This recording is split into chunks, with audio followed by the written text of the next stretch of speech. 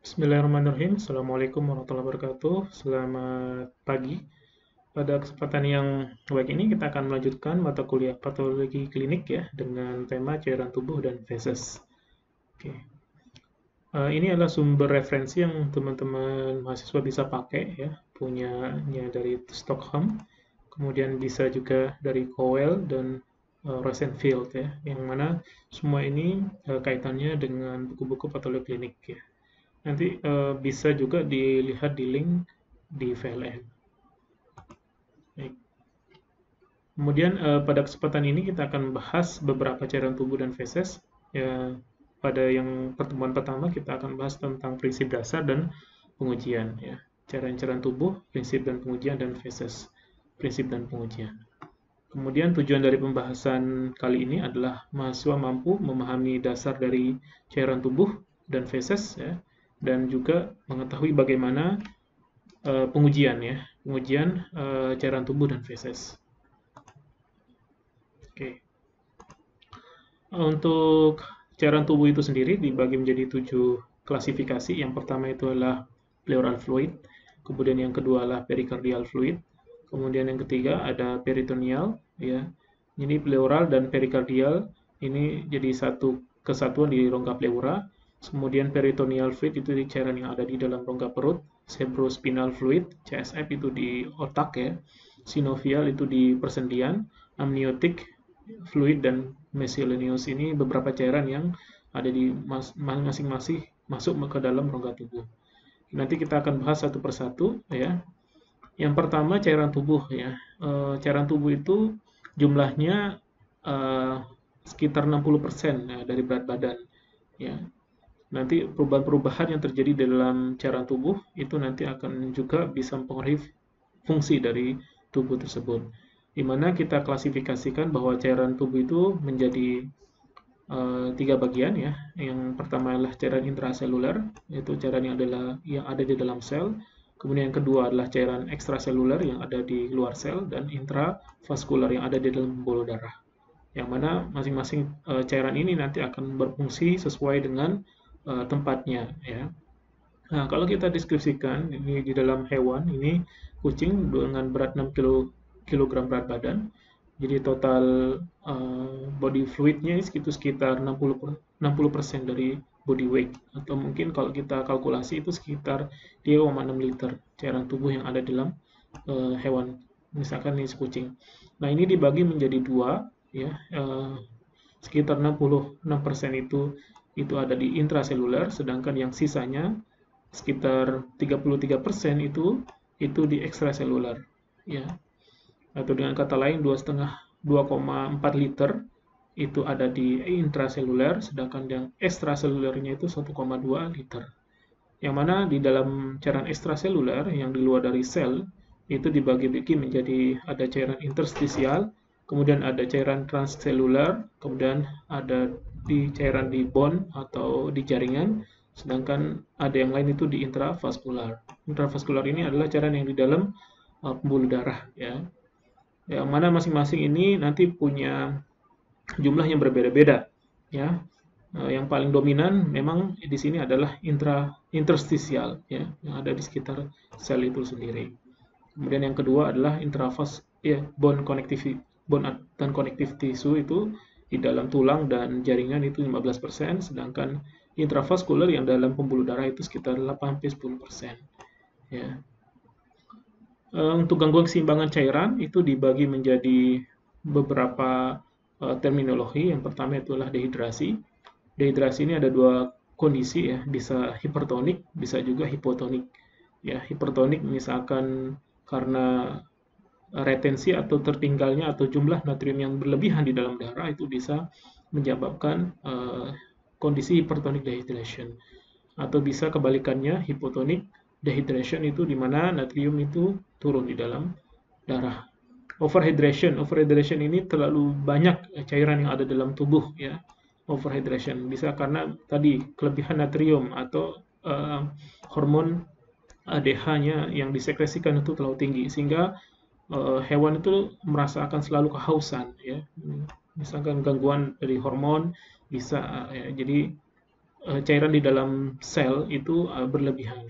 Kemudian bisa juga ada kondisi hipovolemik ya. Hipovolemik itu adalah dehidrasi yang mana ini disebabkan oleh adanya kehilangan darah ya yang berlebihan atau dalam kondisi dia dehidrasi juga. Jadi bisa dalam kondisi keduanya juga bisa hipovolemik ya.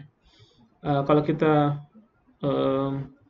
diferensiasikan, melihat perbedaan di antara dehidrasi dengan hipovolemik, kalau kondisi hipovolemik itu sering dikaitkan dengan kehilangan darah. Ya, misalkan terjadi kecelakaan atau trauma di mana darahnya banyak sekali keluar, itu bisa menyebabkan kondisi hipovolemi atau shock. Ya. Biasanya ditandai dengan hipoksia atau bisa juga karena kondisi kebiruan ya di dalam atau pucat atau pale ya di dalam mukosa tubuh si hewan. Kemudian vomit itu bisa memicu kondisi dehidrasi ya, bisa juga memicu kondisi hipovolemi atau shock ya, hipovolemi karena cairan yang keluar itu berlebihan ya. Begitu juga diare bisa memicu dehidrasi, hipovolemi, kemudian sepsis ya. Sepsis atau vasodilatation itu bisa memicu kondisi hipovolemik, shock hipovolemik ya, kurangan darah ya. Kemudian hypoadenochronism juga sama, bisa memicu hipovolemik. Kemudian poliuria, kondisi di mana urin yang keluar dari dalam tubuh itu berlebihan. Bisa memicu kondisi dehidrasi, bisa juga memicu kondisi hipovolemik. Misalkan dalam konsumsi obat-obat diuretika ya, seperti furosemide ya, dalam jumlah yang banyak itu bisa memicu kondisi poliuria, sehingga bisa memicu kondisi dehidrasi dan hipovolemik. Ya. Keseimbangan asam basa. Keseimbangan asam basa itu bisa diatur oleh 3 sistem. Yang pertama itu adalah sistem penyangga atau dengan kata lain adalah buffer. Kemudian yang kedua adalah sistem pernafasan dan yang ketiga adalah ginjal. Yang mana kalau ada gangguan di sistem buffer, kemudian pernapasan dan ginjal, kemungkinan bisa mengalami ada dua kondisi. Yang pertama itulah asidosis, yang pertama itulah asidosis, yang kedua itu adalah kondisi alkalosis. Asidosis adalah di mana kondisi hewan itu mengalami peningkatan konsentrasi H+ di atas normal dan atau dengan kata lain penurunan konsentrasi HCO3 min di bawah normal sehingga menunjukkan bahwa hewan mengalami penurunan pH. Dalam kata lain, hewan itu dalam kondisi asid ya, asam. Contohnya pada kondisi diabetes, muntaber, gangguan hati dan ginjal itu bisa memicu kondisi dehidrasi dan juga dalam kondisi asidosis. Kemudian yang kedua adalah kondisi alkalosis. Alkalosis ini kebalikan. Alkalosis ini dia terjadi penurunan konsentrasi H+ dan peningkatan HCO3. Dalam kata lain, bahwa pH-nya itu meningkat ya. Misalkan di atas 7,4 ya. Contohnya pada penyakit paru, cedera ginjal. Nah, ini kepentingan kita dalam mengevaluasi kondisi asidosis dan alkalosis ini adalah terkait nanti cairan atau terapi cairan atau infus yang kita berikan. Jangan sampai dalam kondisi asidosis kita tambahkan cairan yang asid ya, itu akan menambah keasaman sehingga itu sangat fatal sekali di dalam tubuh sehingga bisa memicu kematian. Oke, kemudian evaluasi cairan tubuh. Ketentuan umum untuk evaluasi bisa dikaitkan atau dikorelasikan dengan pemeriksaan laboratorium ya.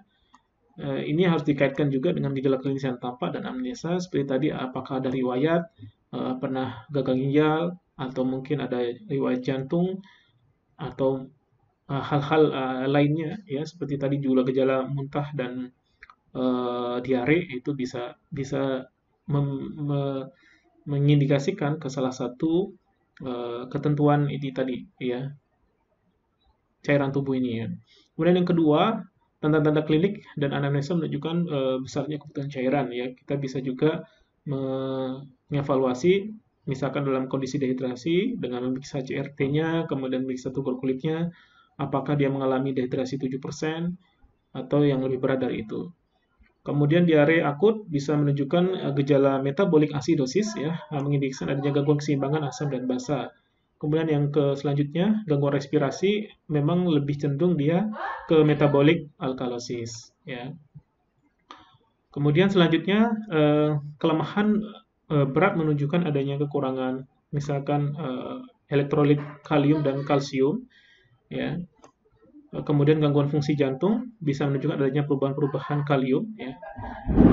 Pemeriksaan laboratorium memperkuat gejala klinik yang terlihat, ya, sehingga nanti bisa dapat menentukan terapi cairan, ya, yang digunakan.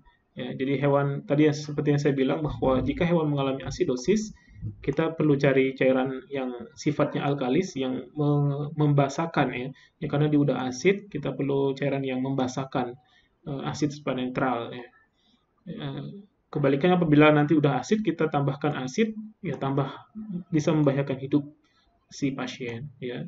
Jadi fungsinya kita evaluasi elektrolit itu seperti tadi, ya, apakah dia kondisi dehidrasi disertai adanya kondisi acidosis metabolik atau alkalosis metabolik.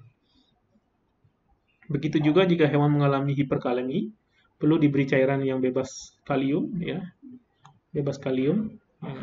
Jadi pemberian cairan yang akan kaya kalium dapat menyebabkan tekanan jantung, sehingga itu sangat mengganggu sekali buat si pasien.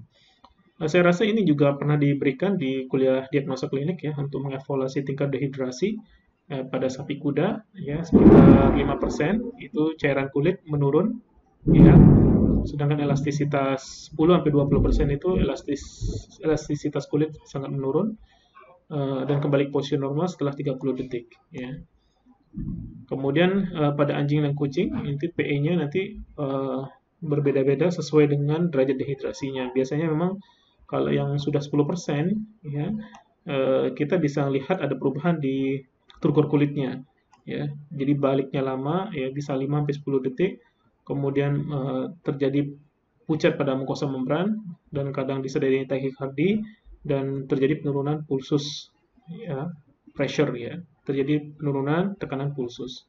Kemudian apabila udah 12% ini mungkin bisa leading ke arah gejala-gejala shock atau hipovolemik tadi, ya.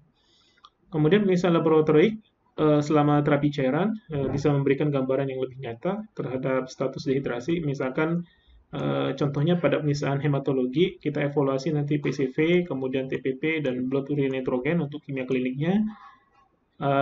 Bisa secara gamblang kita bisa lihat ini apabila terjadi peningkatan hematokrit, total protein plasma dan BUN itu bisa saja salah satunya disebabkan oleh kondisi dehidrasi ini. Jadi apabila ketiga ini naik, mungkin bisa dipadukan juga apakah di dalam gambaran darah yang lain itu ada kemungkinan terjadi inflamasi atau mungkin penyakit yang lain, ya. Kemudian sampel cairan tubuh itu bisa dari sampel cairan pleura di rongga toraks, ya. Kemudian peritoneum rongga perut, kemudian sinovial itu di persendian, cerebrospinal itu di otak, ya. Digunakan untuk pemeriksaan efusi cairan tubuh, ya, penyakit-penyakit persendian dan gangguan sistem saraf pusat.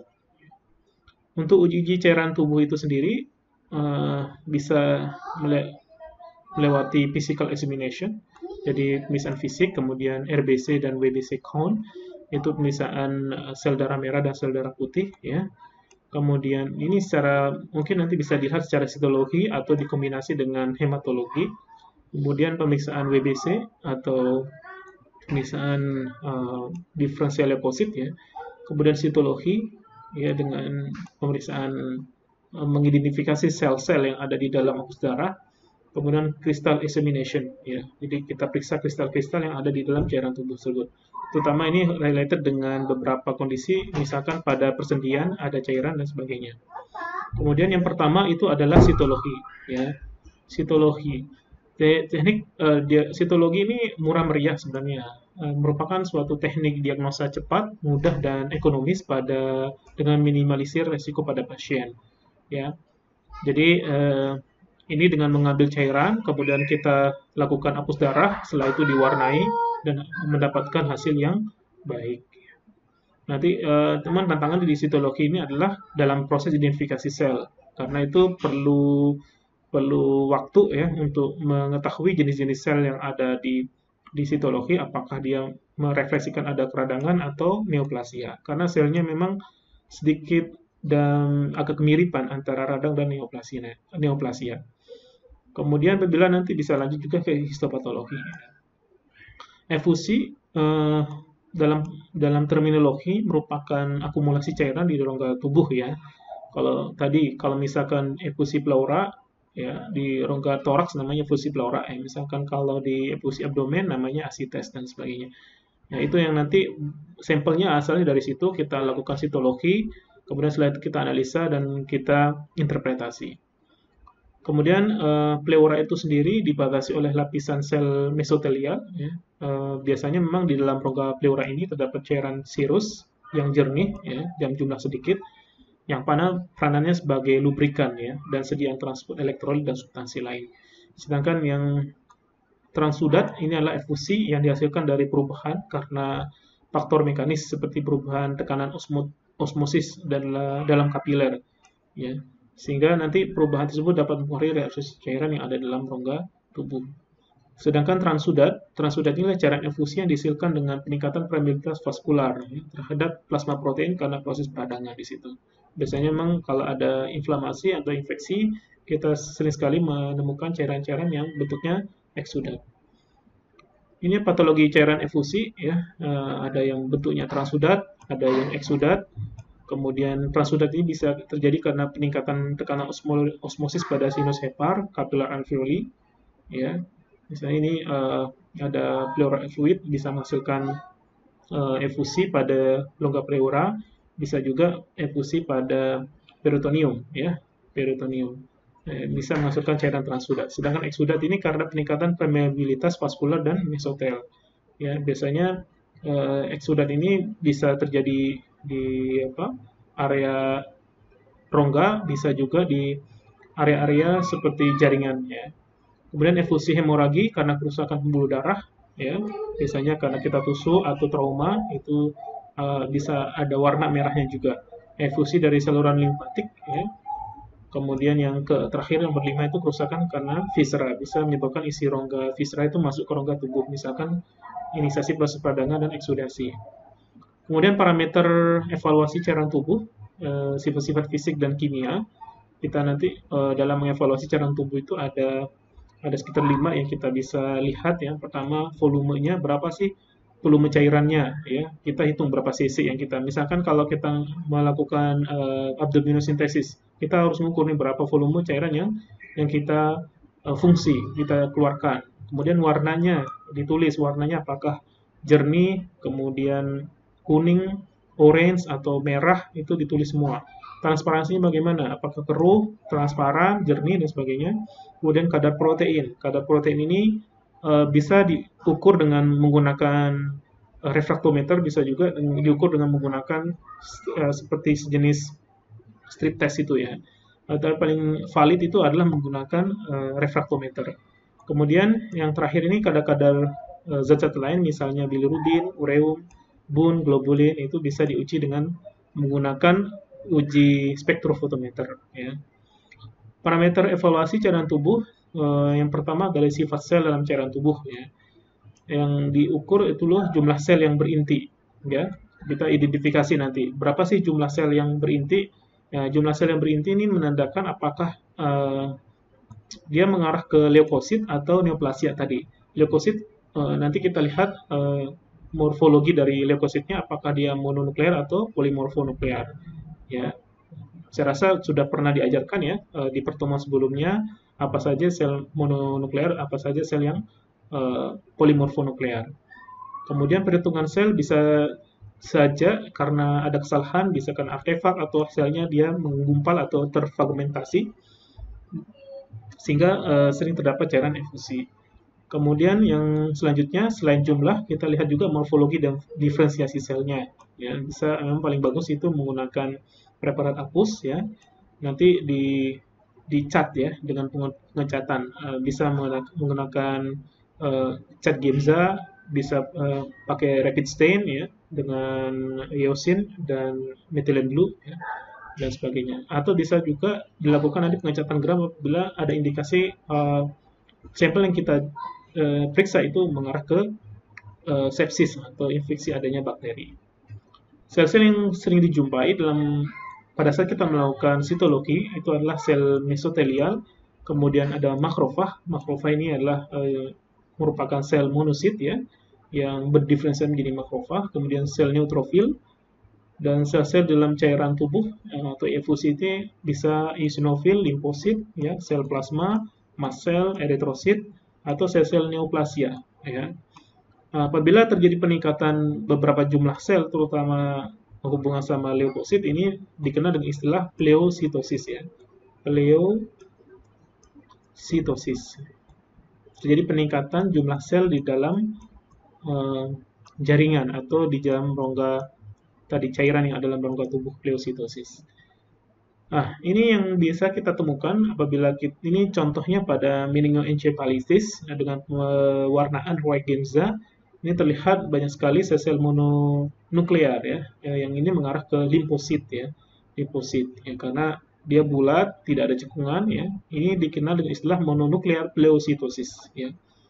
Ini contoh sel yang kita bisa amati. Kemungkinan bisa saja pada saat kita ngambil sampel itu warnanya jernih, tapi pada saat kita melakukan sitologi ini akan tercat warna sel seperti ini ya, didominasi oleh mononuklear. Ya, ini terlihat juga ada polimorfo, cuman ini kepotong ya, ini neutrofil, tapi ini didominasi oleh sel mononuklear. Ya. Ini kemudian cara membedakan dengan sel-sel yang neoplasia. Memang kalau dari segi ukuran dia akan jauh lebih besar dari sel-sel leukosit atau tadi sel mononuklear. Ini ada sel epitel, ya, dia biasanya menyatu seperti ini, ya, kadang juga dia individu, ya. Kemudian ada sel mesenkimal, ya, dia bentuknya seperti ini, dia intinya ada, ya. Kemudian sitoplasma juga tercat, cuman tidak begitu jelas, ya. Kemudian dia selnya individualized ya, ini contoh dari sel darah merah ya. Kemudian ini ada round cell ini sel yang bulat ya, dia biasanya bentuknya bulat, nukleusnya bulat, kemudian sitoplasmanya juga bulat dan individualized, nama round cell. Dan round cell ini juga nanti klasifikasinya ada banyak, ada histiosit ya, ada mast cell dan sebagainya. Kemudian ada nuclei cell ini naked cell, maaf. Naked cell ini adalah sel yang telanjang istilahnya. Jadi dia tidak punya sitoplasma. Jadi bulat utuh seperti ini, ya. Kemudian untuk neoplasia sendiri, saya rasa ini juga pernah diajarkan di patologi anatomi, ya. Ini saya ambilkan dari kuliahnya Prof. Raskin ya, dari Purdue University.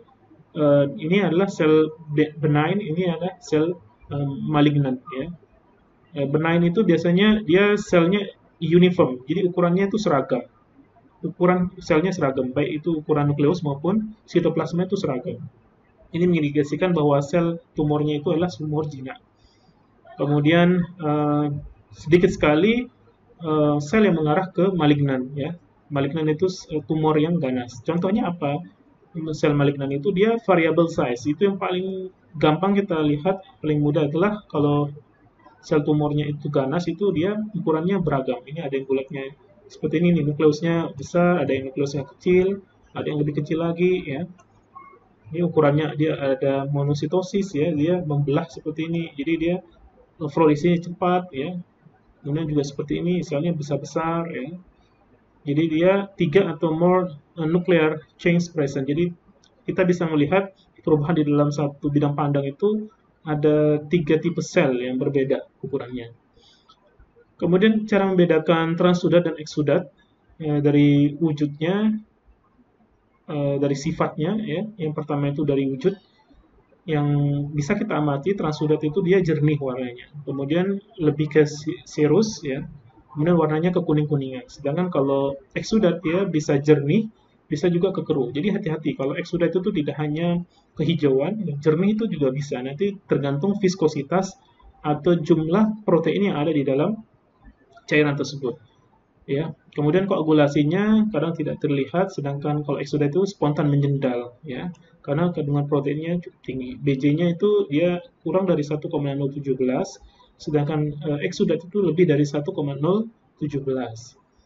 Kemudian selnya itu sedikit sel endotel, limfositnya kecil, eritrositnya bahkan banyak, ya. Sedangkan eksudat itu didominasi oleh sel-sel polimorfonuklear, contohnya neutrofil, sedangkan sel mononuklear itu limfosit dan kadang ada juga disertai adanya eritrosit. Kemudian kalau kita lihat ada bakteri atau tidak, kemungkinan besar di eksudat itu ada ya. Sedangkan proteinnya ini kalau eksudat itu jauh lebih banyak ya karena didominasi oleh cairan yang cukup kental ya, dia lebih besar dari 3 gram per desiliter dan jumlah selnya juga cukup banyak. Kemudian jumlah sel yang bernukleus itu bisa kita amati neutrofil dan makrofag di dalam eksudat. Sedangkan yang transudat ini yang bedakanlah dia di mesotelia. Kemudian kita lanjut ke sitologi non efusi ya, yang tidak berupa bukan timbunan cairan di dalam tubuhnya. Apa aja itu? Yang pertama itu adalah kita ngambil dari cairan dari rongga respiratori, misalnya dari nasal atau endotracheal wash ya. Jadi bisa di rongga nasal, bisa juga di rongga pulmo ya. Jadi nasal wash ini memang ini harus dibius ya hewannya. Kemudian nanti dipasang endotracheal tube ya di sini supaya cairannya itu dia masuk ke dalam trachea atau rongga pernafasan. Setelah itu nih kita masukkan cairan lewat hidung, kemudian nanti uh, atau ini bisa cairannya juga dari bawah dari mulut ini nanti lewati uh, sinusnya ya, nanti kemudian disedot. Ya. Nah, cairan yang di sini nanti kita amati dengan pemeriksaan sitologi. Atau bisa juga endotracheal wash ya, seperti ini. Kita masukkan kateter, masuk ke rongga pulmo, parenki pulmo, kemudian masukkan ke cairan, habis itu disedot. Ini semua perlakuan di bawah anestesi ya. Kemudian tracheal wash itu bisa seperti ini tekniknya. Kita dorong ke atas bagian trachea ya, setelah itu dimasukkan cairan seperti ini ya. Setelah itu atau bisa juga menggunakan kateter spesial. Ini cairannya dimasukkan habis itu ditarik lagi ya. Jadi di wash ya, transtracheal wash. Kemudian ada juga istilah bronchoalveolar lavage ya. Jadi ini cairan dimasukkan dulu cairannya, habis itu di flush, habis itu sedot lagi. Sehingga hasil cairan hasil sedot ini bisa dilakukan pemeriksaan sitologi. Nah, tentunya semua ini perlu pengalaman ya, perlu dengan di bawah anestesi ya, hewannya dalam kondisi teranestesi supaya lebih mudah dihandle ya. Kemudian beberapa step yang kita bisa evaluasi ya dalam pelaksanaan flushing ya di dalam rongga pleura ya. Kita nanti bisa melihat perubahan-perubahan mikrobiologi, kemudian perubahan fisik yang kita amati, kemudian jumlah sel bal bronchoalveolar lavage-nya, kemudian konsentrasi dari cairan, kemudian cairan sembirnya, kemudian mikroskopik review-nya. Ini salah satu contoh hasil sitologi ya, ditemukan namanya Kurzgesman spiral ya. Jadi ini salah satu contoh mikroskopik yang ditemukan di dalam rongga sputum dari asmatik ya, dari asma. Ini terlihat banyak sekali cairan sputumnya ya. Kemudian ini ada sel-sel mononuklear juga yang bisa terlihat di sini. Kemudian beberapa populasi sel residen yang bisa kita lihat juga di upper respiratory seperti ini. Ciliated columnar simplex itu bisa terlihat ya, seperti ini. Kemudian ini lower respiratory di alveolar macrophage ya. Ini macrophage alveolar. Kemudian selanjutnya di cerebrospinal fluid ya yang kita bisa analisa. Biasanya untuk CSF atau cairan cerebrospinal ini merupakan salah satu pemeriksaan untuk melengkapi pemeriksaan neurologis ya hubungan dengan syaraf ya. Biasanya ini merupakan salah satu metode diagnosa untuk melihat perubahan atau penyakit-penyakit yang hubungan dengan syaraf. Ya. Untuk sampel CSF itu sendiri dilakukan biasanya harus segera dari koleksi, kemudian untuk analisanya setelah koleksi sampel maksimal 30-60 menit itu harus diukur kadar proteinnya karena kadar protein rendah ya bisa menyebabkan sel-sel mengalami degenerasi atau lisis dengan cepat ya, harus segera dilakukan pemeriksaan ya, pemeriksaan analisa. Kemudian bila spesimen belum bisa diproses dalam 1 jam, bisa diawetkan dengan 40% etanol 1:1. Jadi penambahan 1 tetes serum otolog ya, nanti disimpan dalam suhu kulkas 4 derajat Celcius atau selama 48 jam. Kemudian untuk pemeriksaan fisik CSF, nanti kita lihat itu warnanya, apabila ada perubahan misalkan jernih, tidak warna, tidak mengalami clotting, itu ditulis semua perubahannya. Tapi belum tentu misalkan dia jernih itu tidak ada sel, ya. Jadi harus kita lakukan sitologi untuk melihat sel-sel yang ada di dalam cairan cerebrospinal. Jadi cairan CSF kadang disertai adanya merah cerah ya, menunjukkan adanya darah segar. Mungkin pada saat kita tusuk itu ada pembuluh darah yang trauma ya, sehingga kalau misalkan di situ kecampur dengan darah, kita perlu lakukan sentrifugasi ya, sampai mengkontaminasi. Ya, kemudian CSF berwarna merah kecoklatan menunjukkan adanya perdarahan di luar yang masuk dalam CSF. Ya. Kemudian setelah sentrifugasi supernatan bisa berwarna kuning dengan istilah xanthokromia ya, mengindikasikan adanya bilirubin di dalam cairan cerebrospinal ya, yang terbentuk 1-2 hari setelah perdarahan. Umumnya hewan yang ikterik, misalkan ada jaundice di situ, bisa menyebabkan conjugated bilirubin yang masuk ke dalam cairan cerebrospinal. Kemudian kita lihat juga turbiditas ya, atau derajat kekentalan ya, di dalam sel ya. Disebabkan oleh suspensi partikel yang terdapat di dalam cairan. Biasanya sel-sel dalam CSF lebih besar dari 500 sel bisa menyebabkan CSF menjadi keruh ya. Kadang-kadang diperlukan juga pada saat kita koleksi CSF itu antikoagulensia untuk pemeriksaan CSF supaya agak gampang menjedal.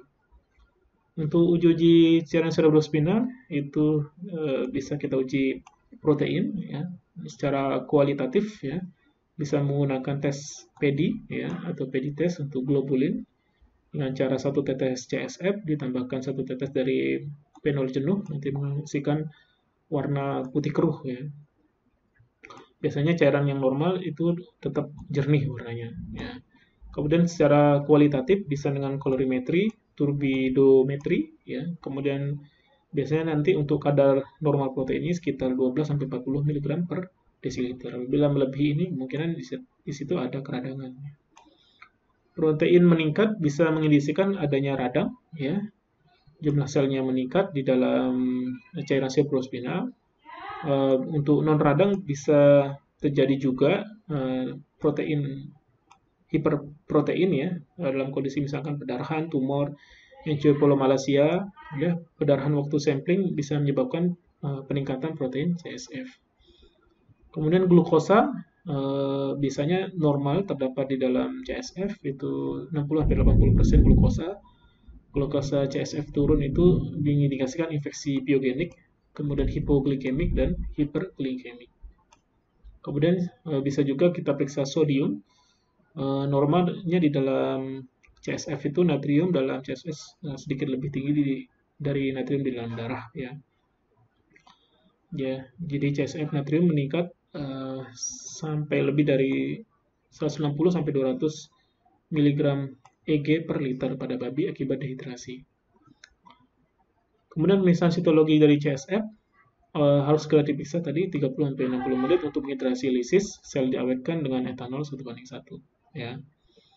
Kemudian total sel berinti, perhitungan sel seperti menghitung leukosit ya. Jadi hitung satu-satu, normalnya kurang dari 50 sel per mikrolit.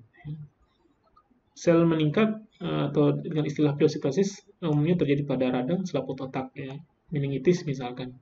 Ya, radang yang bernanah terjadi pleositosis berat, bisa disebabkan oleh karena virus, jamur, tumor, degenerasi, itu bisa menyebabkan pleositosis ringan.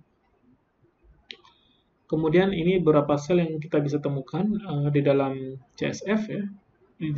Biasanya cairan limfosit, sel limfosit yang normal, dominan pada cairan cerebrospinal yang normal. Apabila di situ berubah menjadi neutrofil, itu kita patut waspada dalam kondisi meningitis, encephalitis, abses dan perdarahan. Limfosit juga dominan pada beberapa kondisi, misalkan infeksi viral, jamur, toksik, penyakit degeneratif, dan perdarahan. Kemudian untuk FIV, ya, flat invertebrates, kemungkinan yang bisa dominan adalah monosit. Ya. Kemudian sel-sel tumor bisa tadi ada sel epitel, sel round cell, ya, bisa juga ditemukan apabila mengindikasikan ke arah tumor. Kemudian ini yang selanjutnya adalah synovial fluid, ya. Cairan sendi adalah cairan pelumas yang terdapat dalam sendi, ya. Biasanya dalam persendian itu mengandung asam hyaluronat, ya, yang disekresikan oleh lapisan sinovial yang mana dijadikan sebagai salah satu pelumas. Indikasi uji peningkatan volume sampel cairan sinovial dengan penambahan heparin untuk berbagai pemeriksaan. Itu bisa kita lakukan untuk menjaga kondisi dari cairan sinovial ini. Untuk pemeriksaan cairan sinovial bisa kita amati secara makroskopi, ya, jadi volumenya sama seperti tadi kita efusi dari rongga toraks maupun rongga abdomen, itu kita bisa evaluasi volumenya yang kita bisa ambil berapa cc gitu. Warnanya apakah terjadi perubahan warna, kejernihan, viskositas, atau adanya bekuan, ya. Sampel tadi tanpa ditambah antikoagulan, ya. Untuk perubahan mikroskopik nanti kita bisa amati jumlah sel atau total sel radang, menghitung jadi sel atau kristal-kristal yang ada di dalam cairan sinovial tadi, ya. Nanti untuk kristal-kristal bisa kita lakukan segera setelah koleksi, itu tanpa 3 bulan 1-2 tetes cairan sendi ditaruh pada objek gelas, setelah itu digeprek gitu ya dengan objek gelas yang lain, dibikin slide, dikeringkan terlebih dahulu, habis itu difiksasi dengan metanol, setelah itu diwarnai. Nanti kita bisa mengamati beberapa kristal fosfat dan kristal kolesterol.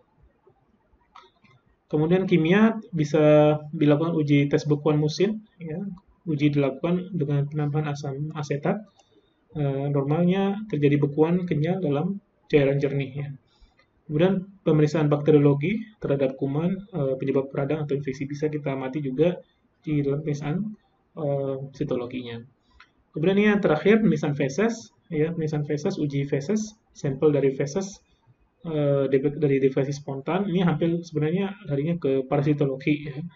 Nanti otomatis tidak hanya mungkin telur cacing yang terlihat, ya, atau cacing, bisa juga ada beberapa sel atau mungkin penyebab infeksi lain seperti protozoa, bakteri dan sebagainya. Nanti untuk makroskopi kita lihat warnanya, apabila misalkan ada warna melena, ada darah di dalam feses, itu kita catat bau, konsistensi, lendir, darah, dan parasit dan sebagainya. Secara mikroskopik itu ada sel epitel, makrofag, leukosit, eritrosit, ada kristal, sisa makanan, sisa ragi, dan telur atau larva cacing. Ya, ini nanti bisa dilihat ya perubahan-perubahan ini. Misalkan untuk pemeriksaan darah yang samar bisa dilakukan uji makroskopik dan mikroskopik. Contohnya untuk uji darah misalnya uji benzidin. Jadi kalau uji benzinnya warnanya hijau sampai ke biru-biru tua, itu mengindikasikan dia positif pada darah, ya. Secara makro sebenarnya bisa terlihat, ya. Kemudian uji urobilin, ya. Terdapat urobilin di dalam tinja hasilnya positif berwarna merah apabila kita melakukan uji urobilin, ya. Baik, itu saja mungkin yang bisa saya sampaikan pada pertemuan kali ini. Terima kasih, nanti kita akan lanjut ke pertemuan kedua tentang abnormalitas beberapa kondisi cairan yang ada di dalam rongga tubuh hewan. Terima kasih. Assalamualaikum warahmatullahi wabarakatuh.